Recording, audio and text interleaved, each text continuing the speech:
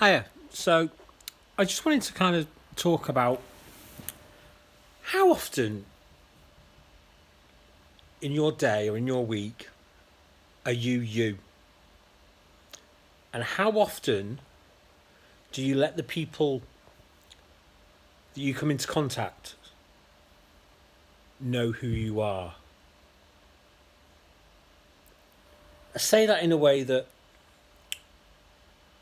we often alter who we are and change how we act and what we say to adapt to our environments. And it's putting on a persona, it's putting up a front, it's creating an image of what you want people to think you are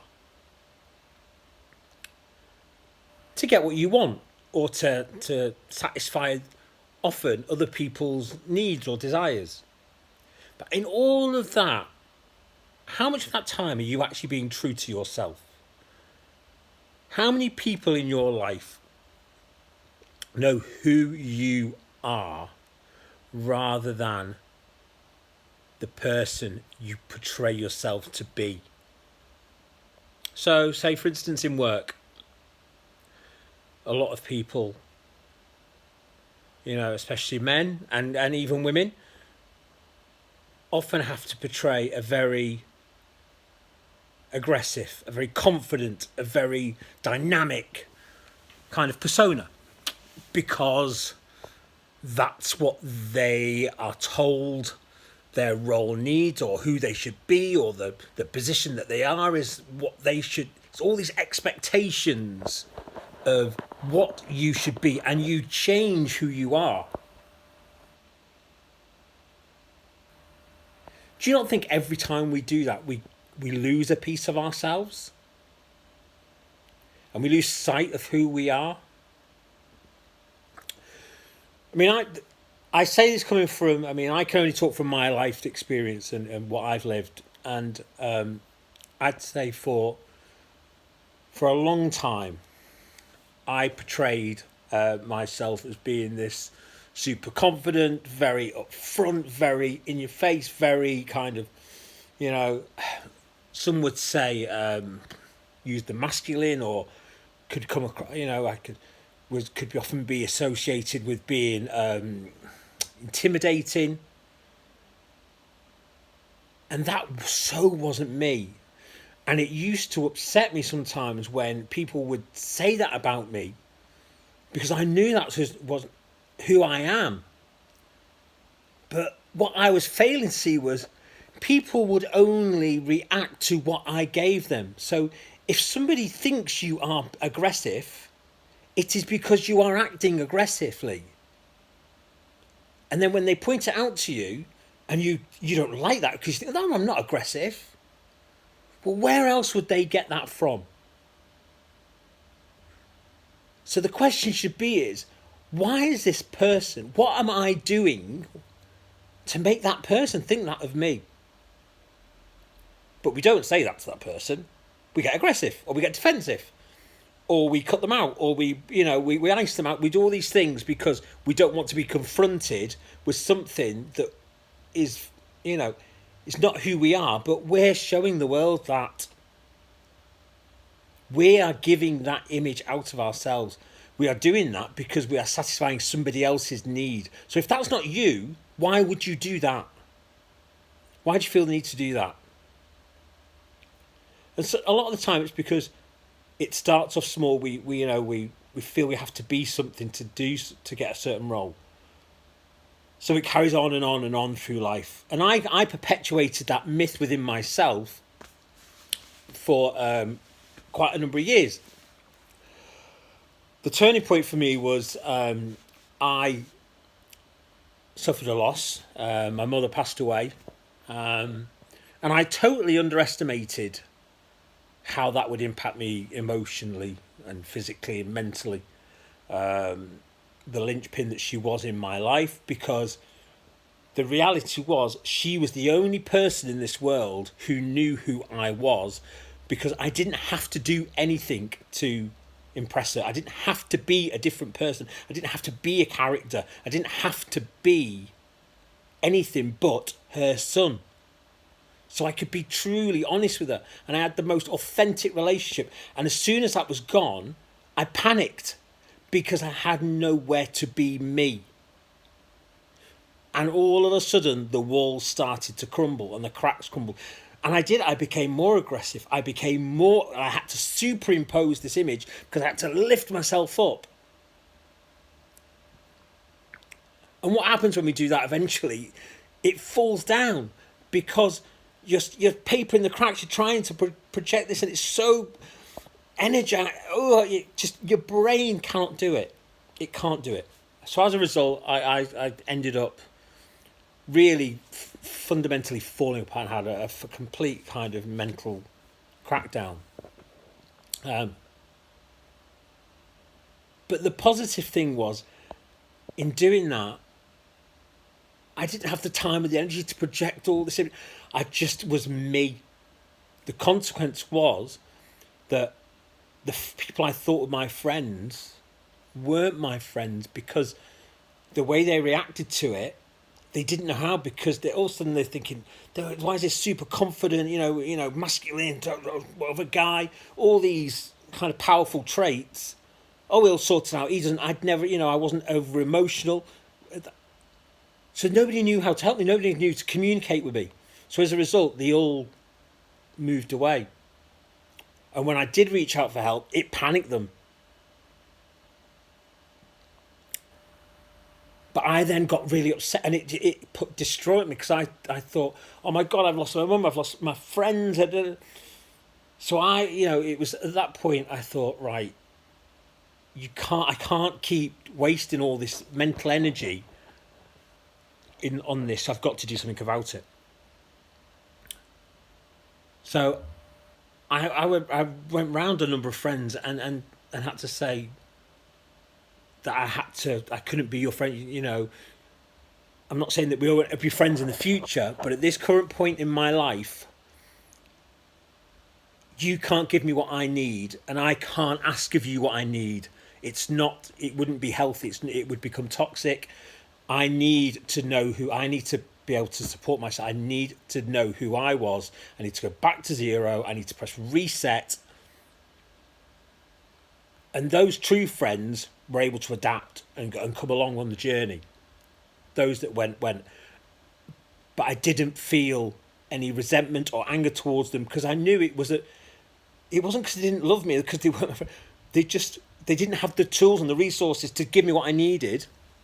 But I didn't know what I needed. I had to figure out why I was in this place.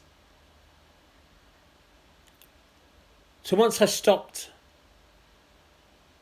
projecting falsities and accepting who I was, and accepting the position I was in, accepting that I was broken,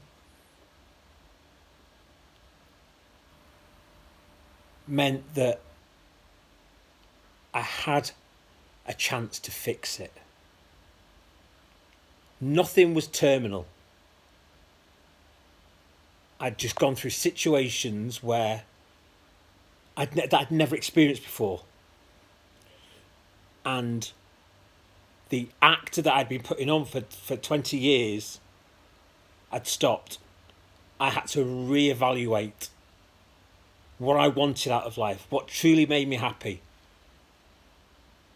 I didn't need to be chasing the money. I didn't need to be chasing the success, because that wasn't for me. I was doing that to satisfy what I thought somebody else's expectations of me were, which in reality wasn't true. I was projecting that onto them, because I wanted to be successful in their eyes, but they'd never asked me for that. I was trying to deliver things to people that they had never asked for. I'd never spoken to people about things like that.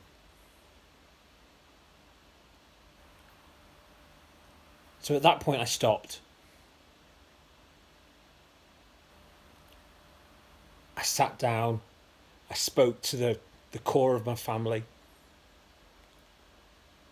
and told them exactly who I was and what I was going through, and said to them in that moment, I just need you to listen. Just need you to I'm not asking anything of you. Don't feel pressure. Don't feel any anger and anxiety. Just listen. That's all I need at the moment. Because I was still on that path of figuring where I needed to go. But I wanted people to hear me.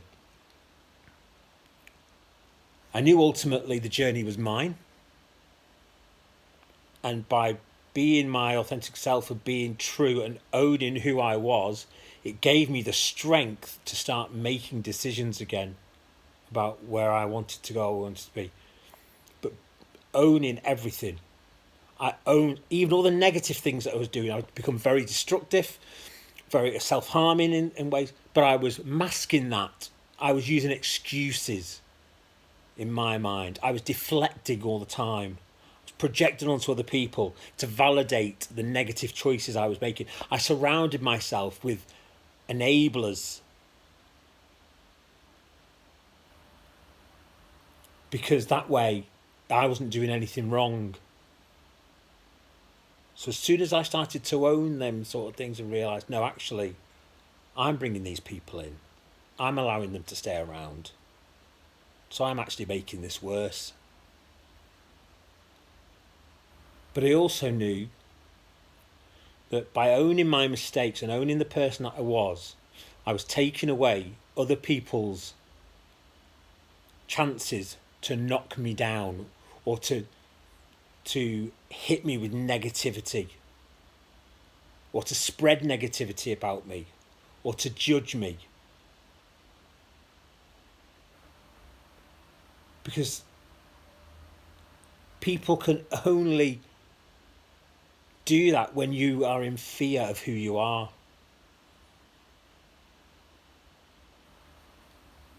So it became a point of, as long as I can look in the mirror and say, right, JP, you know what's right and wrong.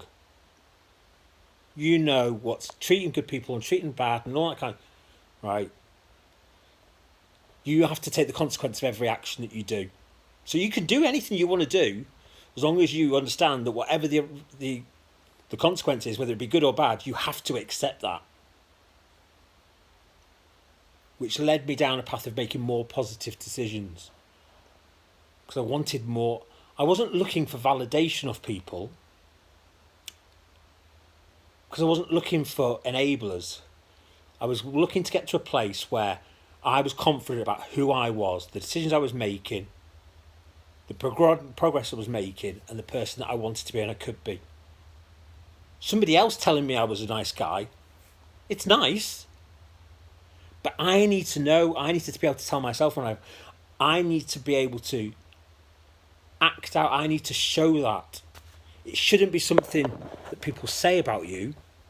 It should be something people see in you and see you act and do, and just in your whole attitude.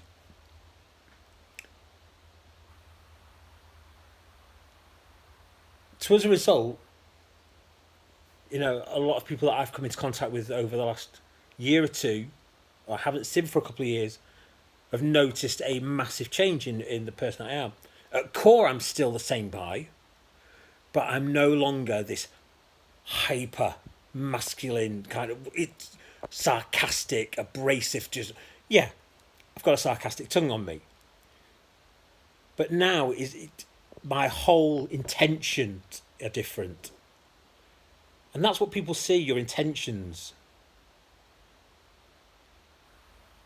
Because it all comes in your tone, in your manner, in the way, it's authentic, it's just believable. There is no variation, there is no swapping and changing. I don't smile and laugh with this person because I know that they react to that better, and I don't know. Yes, you alter your tone, but I am the same with everybody now. And I accept that I will not be liked by everybody. And I will not like everybody. And I'm quite happy with that. I don't need everybody to like me to like myself. Because I know for everyone that doesn't like me, there'll be somebody that does like me. So if I've got somebody in my life, and that's what these things is, if you've got people in your life that you are altering yourself to be around in order for that person to stay, You've got the wrong person in your life. What do they say? People come into your life for a reason, a season, or for life. I do believe people come into our lives to teach us lessons, to help us on our path. We get them people that will come into our life forever, in whatever way it may be, they're the people where it's just easy. You may not speak to them all the time. You may drop in and out of each other's lives. But it's just that consistency of authentic, they react, you bond together on that level. Because they see, the people that will remain with you for life know you at your core, know your beliefs, know your intention, know your authenticity, and believe it. You don't need to convince them. They see it. They've bought it. If you feel like you're constantly having to, and it's an energy, and you feel drained from relationship, you feel drained from contacting people, then stop giving them your energy. Stop acting. Be you. You don't have to be liked in work to be respected for your work that you do. To be respected and to be liked are two different things. I would much rather people in work respected me for my work and appreciated that I worked hard and I did a good job than said, oh yeah, I like JP.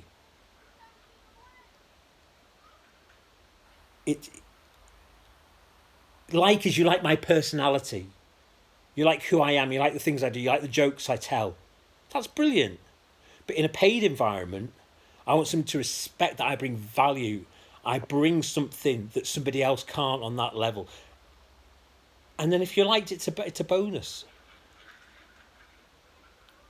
But the point is like, being authentic does not give you an excuse to be rude, does not give you an excuse to be arrogant, does not give you an excuse to be condescending, does not give you an excuse to be blunt and sharp or whatever. You still have dignity, respect for people. That's not, we all say, not everybody is brought up in the same way. Not everybody has the same journey. Totally understand that. But everybody, once we become an adult and we start coming into the world, and even, you know what's right, you know what's wrong, we all know the difference between treating somebody with respect and being rude. We all know that. Our interpretations of it may be slightly different based on how we brought up. But then again, it may be on how we've brought up, but we still have decided, because you may have been brought up in a house where women are not treated with respect. Or they may be treated with respect, but they're sworn at. They're kind of manhandled, but, that's my woman. Nobody touches her and nobody speaks to her. But you can do it, they can do it. So you carry that on. But then you see in other relationships that that's not the case, that somebody's treated with respect. They're treated with dignity. They're treated, it's the language is different. It's all. So you see everybody sees the variations on it. We as adults choose which variation we want to pick. Okay. Now, that's what then changes us.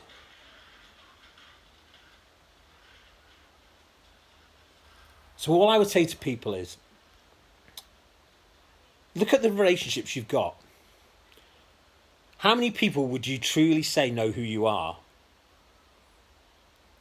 And if you've got people out there that, if you were to go and ask them and say, give me 3 words. So if you sent a text message to all your mates on your phone that said, right, do me a favour, I'm doing some research, or I'm doing a whatever it may be for work. Send me 3 words that best describe me. See what them words are when they come back. But before you send it, you write the 3 words that you want people, that you, as a person, not what you want people to see, but who you think you are. The best 3 words that describe you. When all your mates send them back, see what the variation is. How many people agree with you? How many people are seeing something totally different? And then don't take it offensively if you see it differently. Don't take it as it's a criticism. Take it as, what am I doing? Because you are doing it. Whether it's consciously or subconsciously, you are portraying. So if you think you're a compassionate, empathetic person, it's mild-mannered, somebody comes back to you and says, well, actually, you can be sharp-tempered, he's late, and he's can be a little bit rude. Who is that person? What contact do you have with them? Why are they saying that? Don't look at it as, she's a right cower, she's always saying nasty things about people. She might be. But people only react to what you give them. And when you're defensive and you refuse to hear other people, then you're never going to be authentic. You're never going to change. You're never going to be maybe the person that you want to be. Not the person that other people want you to be. Who do you want to be?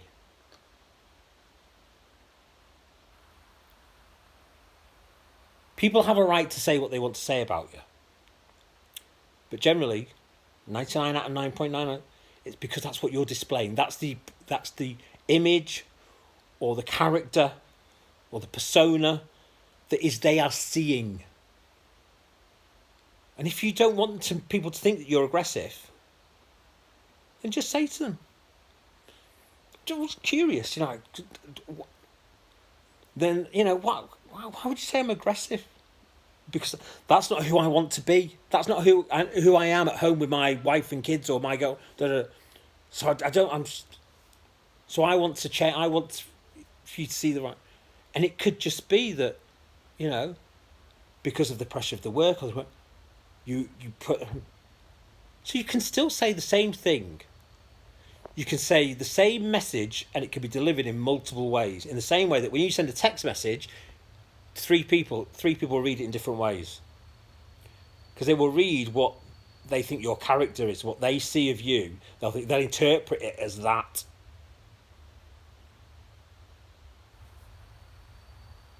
So just good exercise. 3 words that describe you, and then say to your mates, send me 3 words that you think describe me, and see where the difference is, and see where the changes can be made. You may not want to make changes. Could be totally fine with it. But it wouldn't be interesting to think what people think of you and what you think. So what you are projecting in your mind to what other people are receiving. And see if you're really being you. And do you want to be you? Or do you want to be that other person? Like I say, you may never want to change. That may be happy for you. That could be the where you want to be, projecting that image. So you may have an image at work, an image at the gym, an image with your mates, your best mates, an image with your wife or your partner or whoever it may be. But surely that's hard work, being 5 different people in 5 different situations. Surely.